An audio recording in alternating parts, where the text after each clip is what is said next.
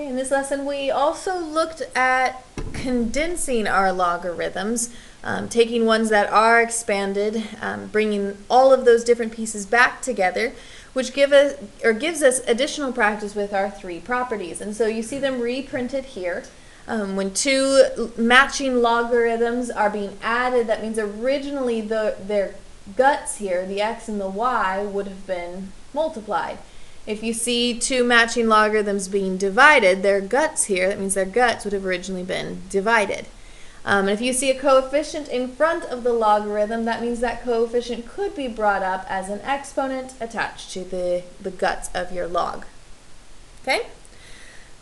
And again, you can see some of these ideas modeled over here. So we have 6 of these.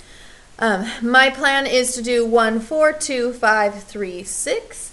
I would recommend that after maybe watching me do number 1 or maybe number 1 and number 4, pause the video, give the rest of them a shot on your own, or do one of them and restart the video so you can check if you did that one right, and continue to pause the video and then restart.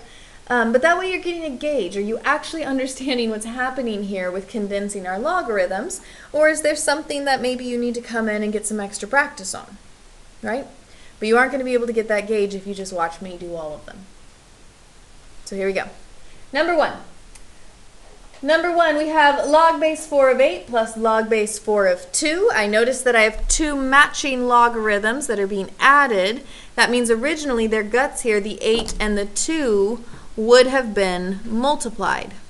So we have log base 4 of 8 times 2. Well, log base 4 of 8 times 2 is log base 4 of 16, which is something I can evaluate. I can ask myself, well, if my base is 4, what would that exponent need to be to give me 16? That exponent would need to be 2, because 4 squared is 16. Okay? Number 4. Ouch, sorry. Number 4, we are looking at 3 terms here. Now, I notice that 2 of them already have matching logs, and so I can condense those without inhibition. But that first term, the 3 that's sitting out front here, that one does not have a matching log base 3. And so I need to somehow rewrite that 3 as a log base 3. Oops. Sorry, as a log base 3. Because now if I can rewrite this 3 as log base 3 of something, then I can combine all 3 terms. So the question is, well, log base 3 of what would give me an answer of 3? Remember that when we're evaluating logarithms, the question is, if that is my base, what would the exponent need to be to give me my guts? Well, in this case, my exponent I know is 3. So I can put 3 here. 3 cubed is 27. And so I could rewrite this as log base 3 of 27. Additionally speaking, as I continue to write my pluses, I'm going to go ahead and take a moment, and using this third property, I'm going to bring this coefficient up as an exponent above the x. So we have log base 3 of x cubed. And this 1/2 up as an exponent above the y, log base 3 of y to the 1/2. And now that we are all matching log base 3s, I can combine those pieces. They're all being added. It means that originally all of those guts were multiplied. And so we have log base 3 of 27 times x cubed times y to the 1/2, or root y, whichever one you prefer to write. Okay? Okay, so at some point, make sure you're pausing the video and trying on your own. Okay, number 2. Number 2, we have natural log of x minus natural log of 3. I notice that I have matching logarithms that are being subtracted. Well, subtraction means that originally their guts would have been divided. And so this would be x divided by 3, which doesn't simplify at all. And so that's my answer. Okay? Number 5, I notice we have 2 matching logarithms, but this 2 is not matching yet, so we are going to need to rewrite that 2. So log base 5 of 1 plus, I'm going to go ahead and bring that 3 up as an exponent. So log base 5 of 2 cubed. And the question is, well, log base 5 of what would give me 2?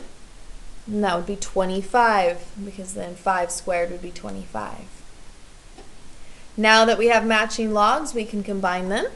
So this is log base 5 of 1 times, sorry, 1 second.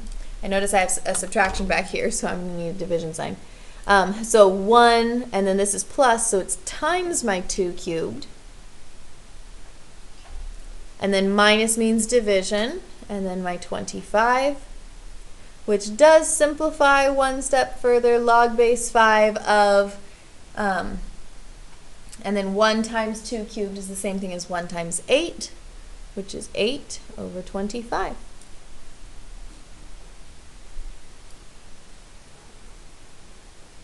Okay.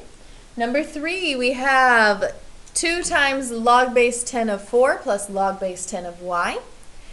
So first I notice I've got a coefficient here, so let me go ahead and take a moment, bring that up as an exponent. So this would be 4 squared.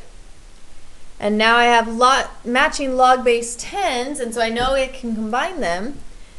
The fact that they are being added means their guts are, technically speaking, multiplied. So 4 squared times y, which 4 squared is 16.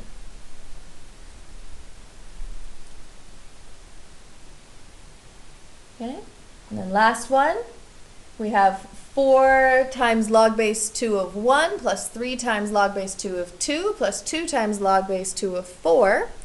Okay, and so I'm going to go ahead and rewrite their coefficients up as exponents. This is log base 2 of 1 to the 4th.